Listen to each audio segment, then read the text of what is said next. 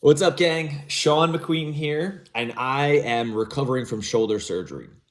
I wanted to record a video to talk about what I had done, what was going on with my shoulder in terms of how did we get here, what is it looking like now, the recovery process, and in hopes of answering some of the questions for people in my immediate circle, my business, Railroad CrossFit, my family, my friends, and then also maybe some helpful information for those who watch who maybe experience an injury, maybe this information in terms of any part of the process, the getting injured, the surgical part, the post-surgical part can be helpful and of use to you. And I'm happy to connect on anything outside of this video here.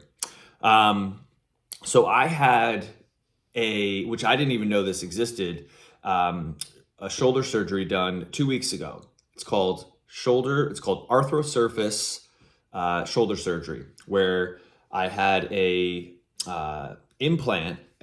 chrome implant put on my humeral bone, and on the opposing side where my scap is, they put a plastic piece, which is called a glenoid inlay, which then mimics a shoulder that has cartilage, so my arm can move and have full range and get me back to a healthy, active lifestyle.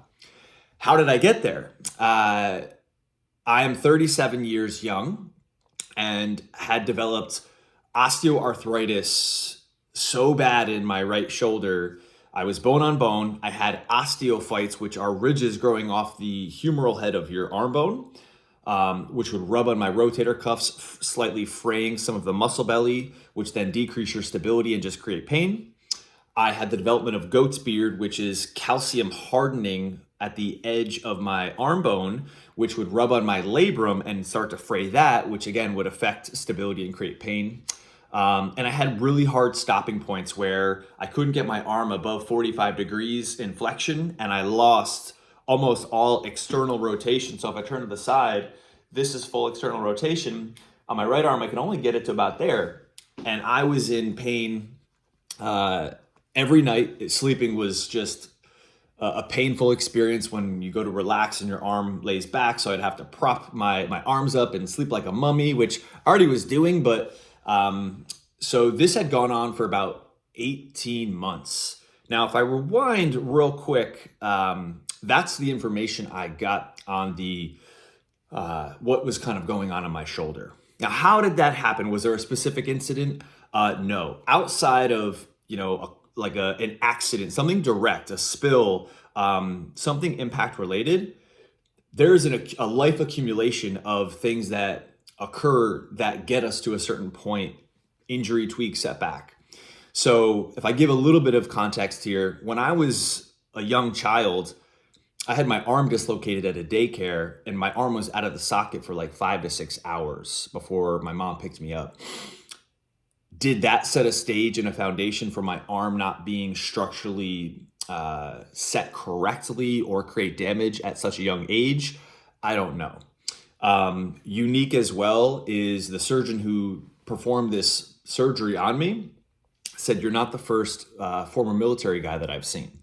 So I spent 4 years in the service, and I was in a unit that we were very physical, from the PE portion of a lot of exercise and repetitive training, which in the military, if you know, is very high repetition, even at body weight.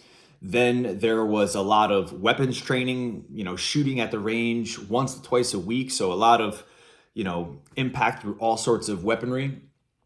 And then even down to wearing a weight vest, or I should say a flak vest, and doing SWAT training, CQB, and just all the physicality that comes in military training. So I don't know, there's that part as well. And then there's a portion of my life that I was aiming to be a competitive CrossFit athlete, 5 or 6 years or so.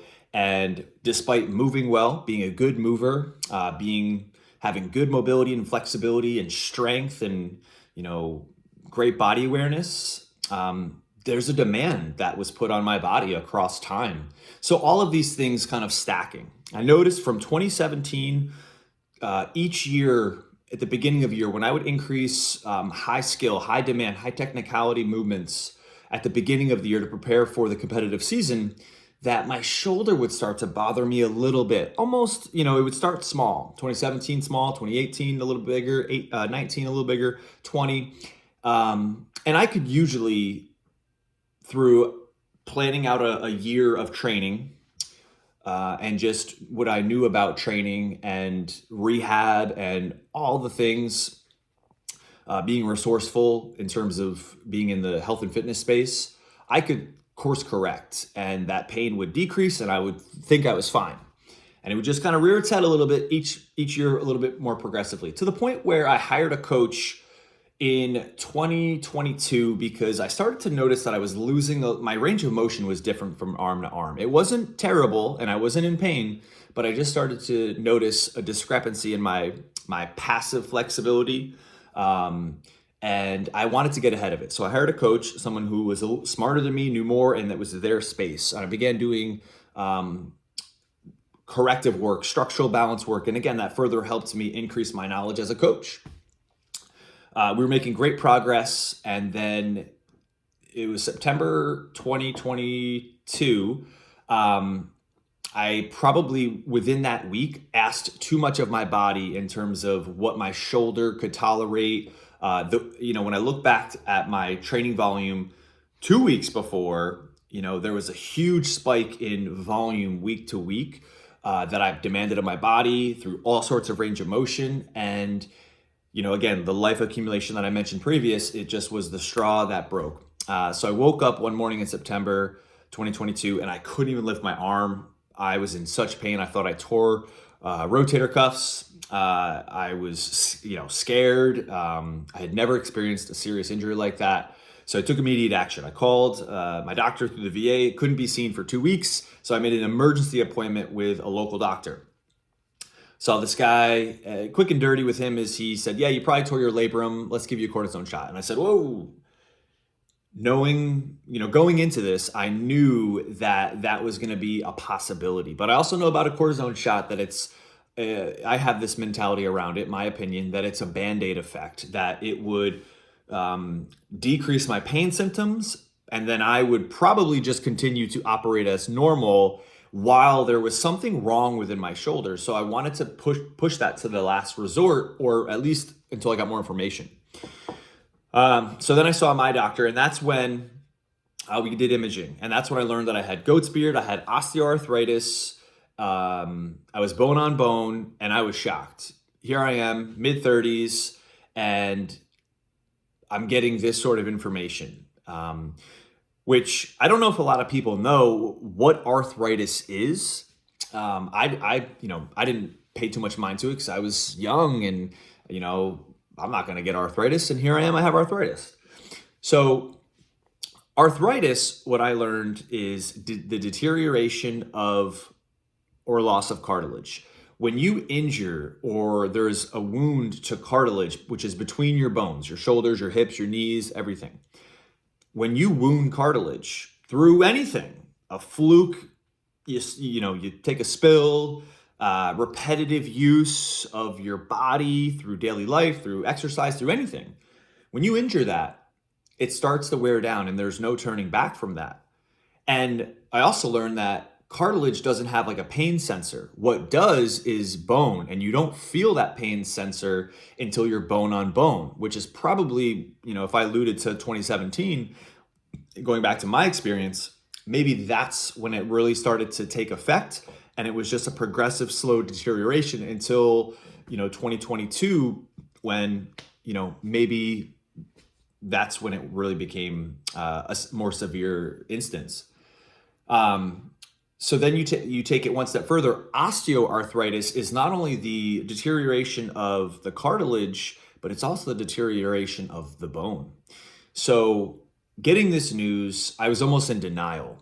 I knew myself, I knew my body, I knew what I was capable of as one way. And then to go from being fully functional, fit, strong, capable, it was a very difficult and emotional experience to then, that same week, I couldn't even pick myself up off the floor. I could barely move my body. my arm. And wow, just what an adjustment, what a test of mental aspect, mental fortitude. So across this time from September 2022 to present day, April 2024, I had done many things to try to find the thing that was going to help my shoulder. Surgery, cortisone, all these things were a very last resort. Not total replacement, but is there some sort of surgery? So if I give a brief kind of bullet point of the things, mind the morning coffee, that my VA doctor, knowing I was a fitness coach, gave me a rotator cuff conditioning rehab program.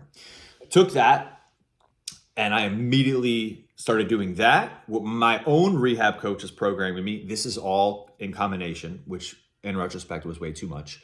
Any exercise that I could find on my own and my own training in the gym. So I was in a wounded state. I was injured, inflamed, limited range of motion, constant pain. And I was trying to do all the things. And looking back, that was a huge mistake. And again, like, the drawback for me was it was my mentality, my headspace, my resistance, which I can now see as probably, made it worse at the time. So did that, got MRIs a few months later, and just found that there were tears in the muscle bellies of the rotator cuff. Not enough to do surgery, but they're pretty strong. Now, do this rotator cuff conditioning program and let's kind of see where we take it. Great. After a few months, I was not happy with the progress of my range of motion. My pain had gone down a little bit. I saw a different doctor. I paid out of pocket out of the VA network to see a different doctor who was referenced through a body worker of mine. I was getting body work done. I was very in tune with taking care of my body. I adjusted my entire business's programming to reflect something that was more conducive for longevity, which again is a gift in hindsight. So this doctor gave me 90 minutes, did a sonogram of my shoulder, and taught me about capsular instability. And he planted the seed, not in a mean way, but in a way that felt like, remember this. And he said, something is wrong with this shoulder.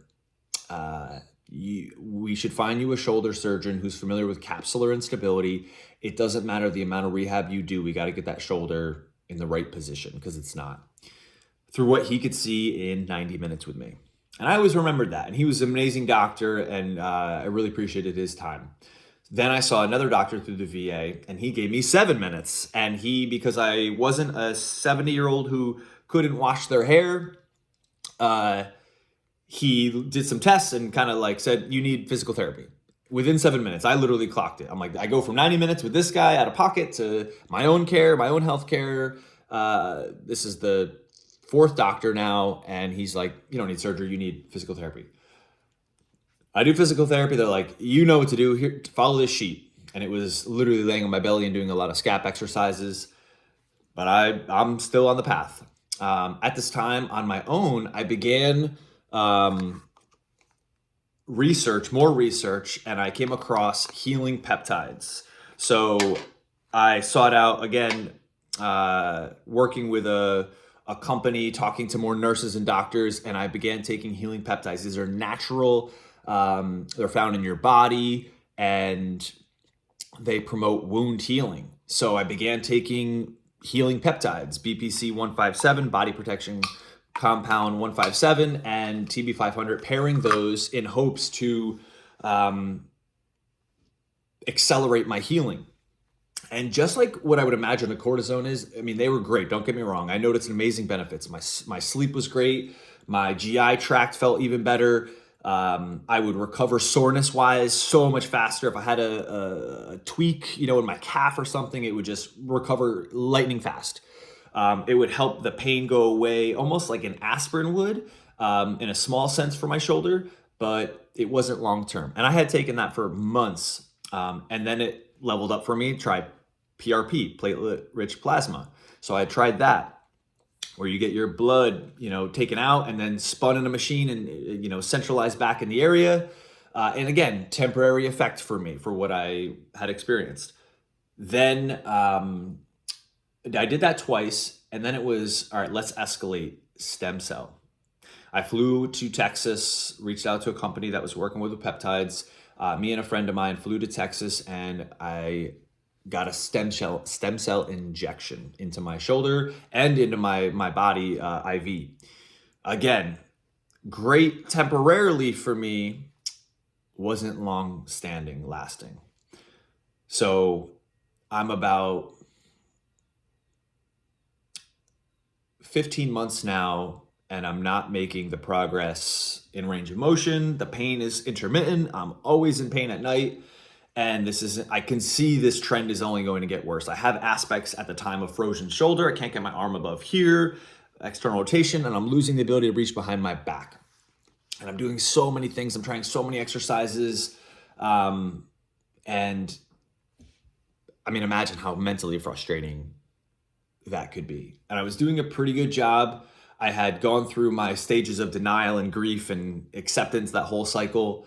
And I said, you know what? I think I finally come to terms with the possibility of surgery at this point. I got my imaging updated. So I got another X-ray and I got another MRI. I saw the same doctor, VA doctor, who it ruled me out in 7 minutes. And when he came in with my updated imaging a year later, he looked like he'd seen a ghost. And he said, I need to refer you out to a local surgeon. This is outside of my scope. You're a young guy. I know you can be helped. And I was like, okay, I'm making some progress. I was scheduled with Dr. Zimmerman of Albany Bone and Joint. And lo and behold, he's one of few in the Northeast who specializes and performs what's called arthrosurface shoulder surgery with a hemicap implant and ovoglenoid inlay system. A lot of words there. I came in and I knew I wasn't just going to be like, doc, I'm in pain and blah, blah, blah, blah. So I provided my whole medical history to him. I didn't know that this is a surgery he performed. I just wanted help. So I provided my whole medical history. He's writing it all down. And he says to me, you have done everything that I would refer someone to do and more. I think I have something that can help you. And he began to educate me on shoulder arthrosurface and how this is a healthy, active person's alternative to a total shoulder replacement. Where in a total shoulder replacement surgery, they cut a large part of your arm bone out. They even cut aspects of your rotator cuff. And this is really reserved for those with a sedentary lifestyle in their 60s and 70s. Not myself, not an active person who wants to strength train, be active, use their body, all sorts of things.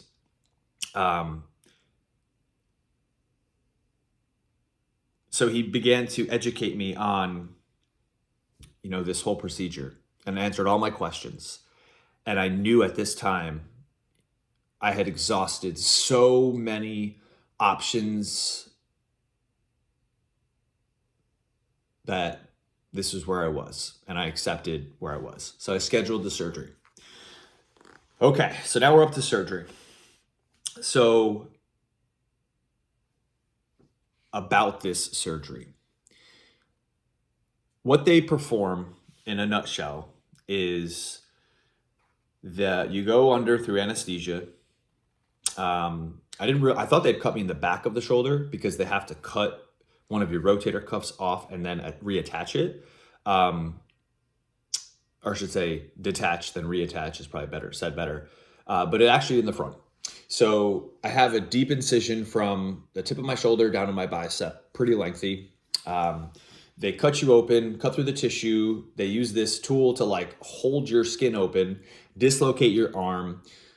He shaved down the osteophytes on the arm bone. So make that smooth again. cut off the goat's beard that is rubbing on the labrum. From there, drill in to the arm bone with a titanium, I believe, pin, marks the spot, measures it to get a measurement for a specific cap that will be put in a little bit later. Then go to the scapula region where, so there's the ball and socket, and then there's the cartilage, then there's your scapular region right here where like your arm attaches. Shave down any osteophytes in there, drill in, put in the plastic inlay piece, which then becomes a cartilage. So you have essentially like a rocking effect, not a stopping effect.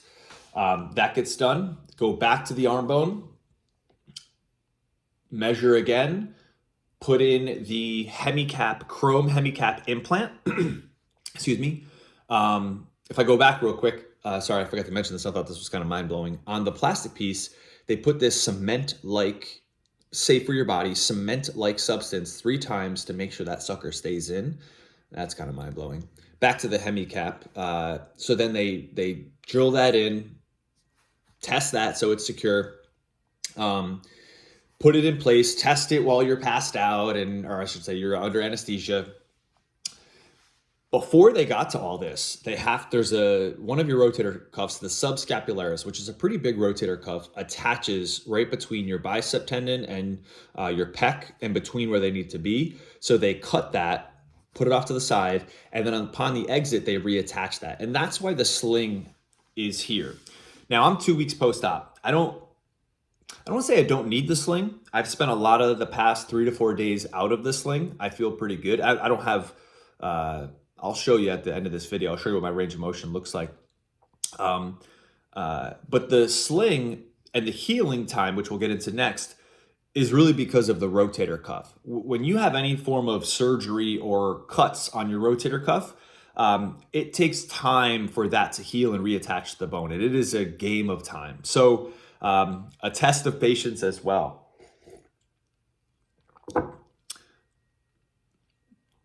There's range of motion that you have to be extremely mindful of, and they don't want you to perform having had your subscapularis cut and then reattached. And that is literally any internal rotation, hand behind the back or hand going this way. And really any abduction out to the side to beyond 30 degrees, which is minimal here, or external rotation. I'm really not playing with flexion either, and I'm not quite there yet. So the surgery itself is quick. It was 2 hours. I got my anesthesia. I remember talking to the nurse and then literally blinked and I woke up and I was after surgery. So kind of like, whoa, that was my experience.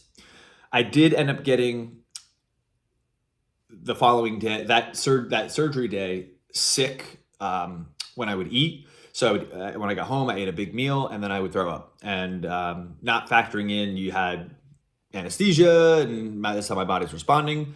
Took a pain narcotic because the pain came on. The pain from day 1 to 4 was pretty high for me, which I was surprised, especially at night and sleeping. And sleeping was hard, going from sleeping prone to then trying to sleep upright. I just could not find a comfortable position and I would wake in the middle of the night in pain, really trying not to take oxycodone or the heavy pain med. I didn't want to, but those first few days I chose to because my body was in such pain. So day 1 through 4, it was heavy pain. It was a lot of naps and trying to get rest and recovery. And now I'm at the 2-week mark and it's substantially different, but we'll get to that here in a second. So that's the surgery that I had done. And I could even show what it kind of looks like here. I have so a total replacement is here. And then if you look where my finger is here, that is what I had put in. So we'll call it the Terminator arm. Another good visual here.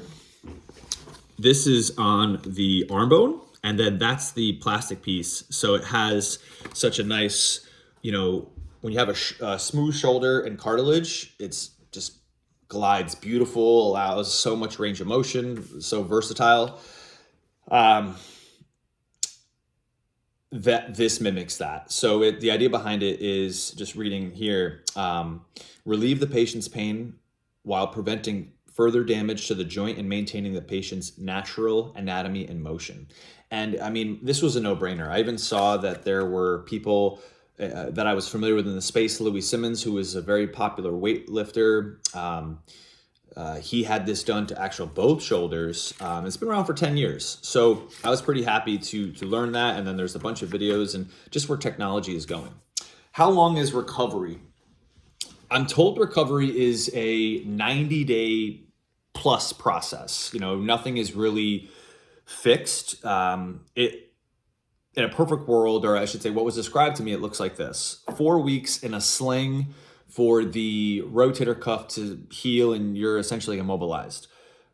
4 weeks of passive range of motion through PT, rehab, getting passive flexibility and range of motion back, and then 4 weeks of active range of motion, and then you begin building strength after that. I feel well ahead of schedule. I feel like I'm recovering at a really rapid rate. Like I said, day 1 through 4, pain, but also experience-wise, this was jarring that I had to adjust and be mentally flexible with. And I think that's the whole name of the game with any sort of injury or setback. My arm at rest post-surgery was like dead weight. My pectoral, my bicep, my hand were swollen for 2 days. And I was a little scared of that. Like, holy crap, is this normal? Did the doctor hit the bicep tendon, my chest? Is this normal? I couldn't make a fist. I would literally, to get some hand exercise, would go. That settled down after 2 days, and then bruising commenced. My whole chest turned yellow, my bicep turned yellow, and the swelling went down in all those areas. By day 5, I couldn't do this the first 4 days. By day 5, I was able to lift my arm again. And that felt like I won the lottery. Like, that was just huge. And then it'll be a big part of the journey I'll share here is recognizing and being present in attunement with every microscopic ounce of progress. And it was just like wind and momentum for me. So key, being mentally flexible is, I think, a tremendous approach to to life, but to any sort of tweak, setback, injury, surgery, anything in that realm.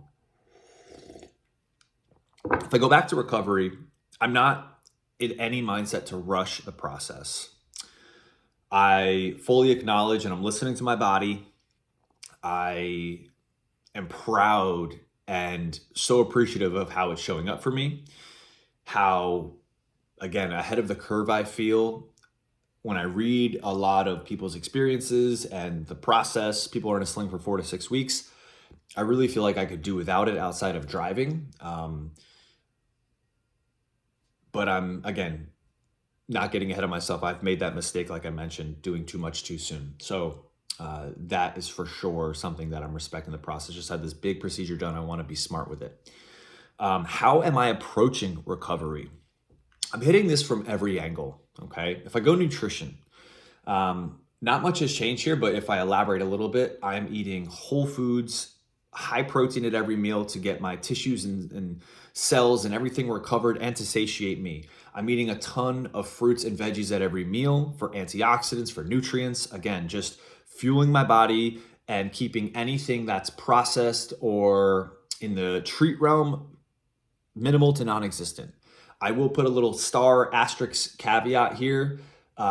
With the meds and the pain in the middle of the night, waking up and adjusting my calories probably by 500 to 600, as that's an adjustment for anybody because I'm not being physical in, working out 5 days a week to literally nothing. There have been times that I've woken up in the middle of the night, 1 a.m., 2 a.m., and I'm in pain and, put the TV on to go back to sleep or something like that.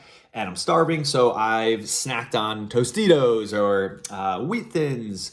I've done that, a few times throughout these 2 weeks here, and just giving myself grace that, you know, it's all okay, and just part of the process. Most of my food, 90 to 95%, the 3 meals that I'm eating now are protein and fruits and vegetables.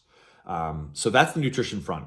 Movement front has been just walks. Once I could walk, I could walk the entire time, but once I felt comfortable to walk outside, walks with Rosie, my pup, 20 to 30-minute walk is the extent. About 4 to 5 days ago, I created the phase 1 rehab program from home. And it's stuff my doctor gave me: pendulum swings, bringing my arm up, stuff for my scap, upward, downward, pro and retraction.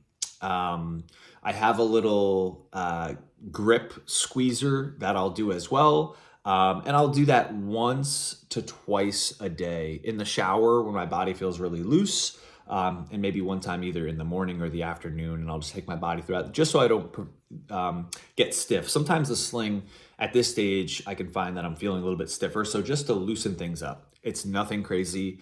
So that's really the extent of my movement, is some time outside or walks or my rehab. The peptides, I was taking those in pursuit to recover and see if that was a solution in the pre-surgery stage, before it was even a thought to have surgery.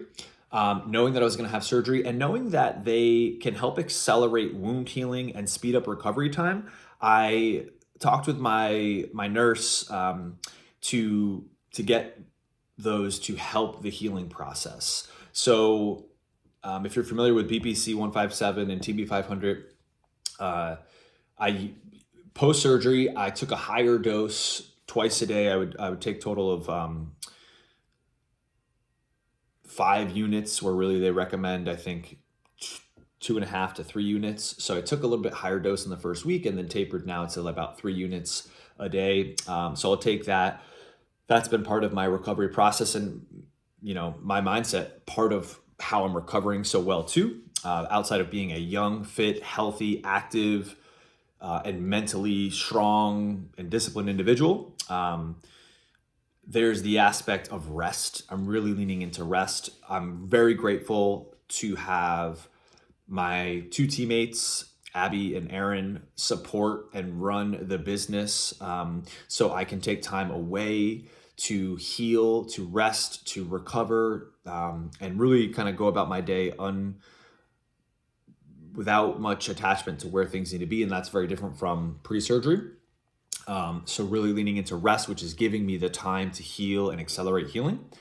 So thank you, Abby and Aaron, as well as my community as well. I love you guys. And then my mindset, like I think there's a lot to be said here. It is to go from capability and functionality to, you have one arm and you have to adjust life to one arm, from going to the bathroom to cooking, to eating, to showering, to getting dressed, all the things. And I would approach everything with an optimistic, healthy challenge. Let's do this mindset, as well as recognizing all of the small wins stacking daily and progress every single day. I'm in an optimistic headspace. I'm very in tune with my body. I am recognizing, like I said, all the wins, and also when something bothers or irritates, or I need to take a step back. So I have a strong, optimistic, positive mindset about my recovery, and I'm excited for my road back and the build back. Have you worked out? I have not worked out. And if you know me, I am a 5-day-a-week, workout guy. I've worked out since I was 17, 20 years now. I think the longest time I've taken off is probably 3 days. So 2 weeks, this is a long time, and I'm totally okay with it. I'm, again, really leaning into giving my body what it needs. Of course, I miss working out. I miss being active. There was a part of me pre-surgery that was thinking about buying all this equipment that could adjust. And I said, hey, it's okay. It's a temporary commercial in my life, so to speak, that will be over, and I will be back on my way to full form and better before I know it. So I have not worked out. I don't know when my first workout will be. I know that I'll be sore like crazy because 2 weeks off, 4 weeks off, 6 weeks, whatever it is, it's quite a bit. I've driven twice, 4 days after surgery, and that was probably a mistake to go to a surprise party for my mom, and yesterday to visit, 3 times. I should say 3 times. This driving is a little, I'm right-handed, so driving's a little tricky and just a little painful, the seatbelt and just this position and the movement and all of that, but it's okay. Are you currently in pain, and what are you feeling? I'm not in pain at the moment. Now, that being said, I'm immobilized in this fixed position here. I'm sure I'd be in pain if I reached my arm too far or reached too far overhead. Like those, I'll get signals. But just day to day, like, am I in pain right now? No. I do at this stage, 2 weeks in, it's unique, the body, and I'm just really open to it all. Sometimes I'll get sensations in my rear delt. Sometimes I was getting strong sensations in my pec. It's local, it's very close to the incision, and it's a supporting structure for the shoulder. So not pain, but almost like I was contracting it, and it, a unique sensation, we'll call it. But I'm not in pain. Day 1 through 4, I was in pain. The pain tapered and got better and better and better and better. And I would say by day 10, I developed a vigor, like, I'm on the path to recovery. I feel like I'm at a normal person's month 1 or whatever. And I feel great. And this leads into the last question is, how is your headspace? My headspace is so solid, so strong. I'm optimistic. I'm positive. I feel amazing. Stuff that would have bothered me in the past. I'm down 5 pounds. I'm not working out. I am taking space away from seeing my teammates and my people in my business, stuff like that. I'm really just letting go. And I can't wait to see everyone again, to reconnect, to hug, to hear how life has been, and just be in the aura and energy and give mine out. But I'm also, for the first time in my life, really leaning into restoration and recovery and rest. And that's new for me. Owning my business for 12 years plus, this is the longest time I've been out of it, been away from it. And I'm taking that as a gift as well. And really leaning into, if I want to wake up and read, I wake up and read. If I want to wake up and put Lost on and binge watch, then that's what I do. Go outside, get some time with Rosie, who, if you guys know Mila Rose, my pup, she's been by my side the whole time, taking care of daddy, giving me endless love. Love it. Appreciate it. A shout out to my team, Abby and Aaron, for holding it down at my business, CrossFit, and all the amazing work that you're doing and supporting and continuing to do. You're amazing. I love you, and I miss you guys. To my community, I love you. I miss you. I see and I'm following in your strength and what you're doing and the loving messages, the concern, the support, all of it. I feel it. I love it. I miss you guys. You even sent me a grocery delivery, a week or two ago, and I'm so blessed. I'm so thankful for you all.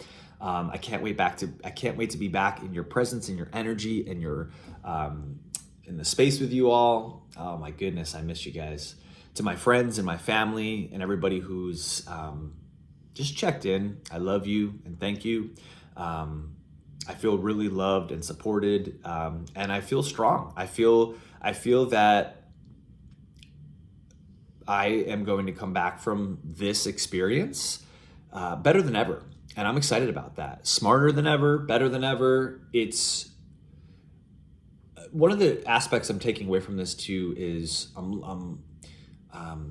being a health and fitness coach and being involved in this space of coaching others.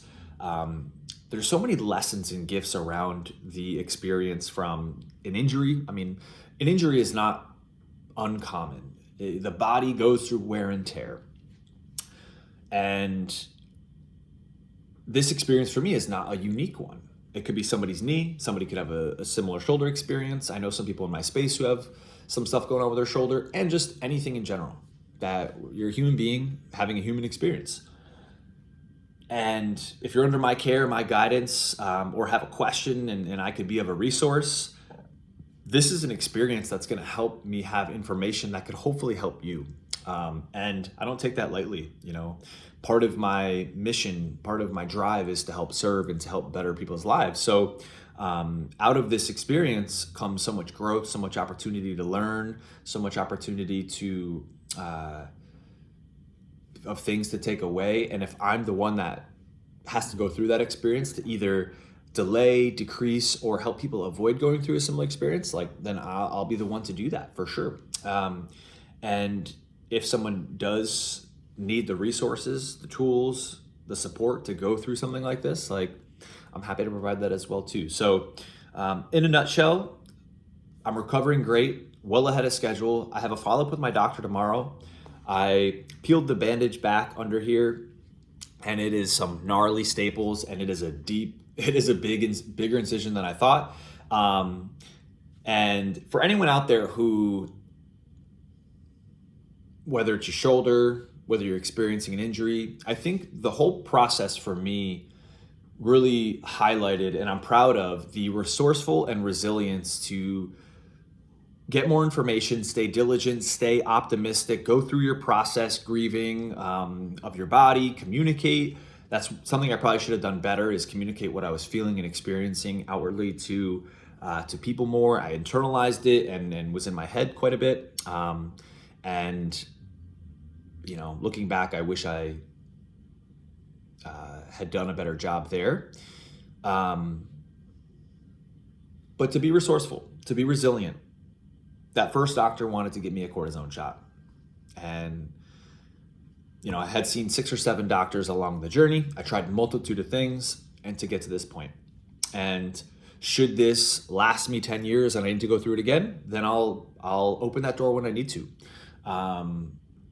So being a mentally flexible human, being resourceful, being resilient, I think those are some key, being self-disciplined, I think those are some key elements that can help you get through an injury, a tweak, a setback, or really anything in life. So guys, I hope this has been helpful, and I hope this has answered questions about the surgery, what got me here, what can be of use, and I look forward to the road ahead.